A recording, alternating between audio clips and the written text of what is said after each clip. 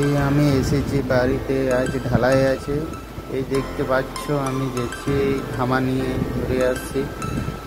এখান থেকে আমরা বালি নিয়ে যাচ্ছি।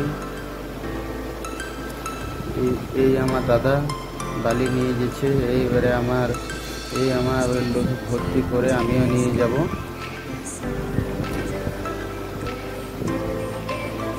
এই ঢালাই মশলা বানানো হচ্ছে।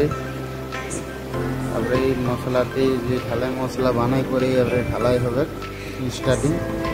এবারে মাখানো হবে এটা। এই করতে করতে এই হলো বৃষ্টি পড়তে শুরু হয়ে গেল। বৃষ্টি মানে খুব জোরে বৃষ্টি হতে শুরু হয়ে গেল। আমাদের ঢালাই আর অর্ধেক কমপ্লিট হয়ে গেছে। সব আমরা দাঁড়ায় এবারে দেখছি আশা কী করে জল বন্ধ হয়। আর এই করতে করতে আমাদের এই এবারে পলাশবনি বেরিয়েছে, বহুত জল ভর্তি হয়ে যায়। ওই কারণে আমরা বেরোতে পারছিলাম না। দেখি কিছুক্ষণ দেখি আমরা, তারপর বহুত কষ্ট করে পেরেলাম। এখান থেকে ব্লগটা আবার আমি শেষ করতে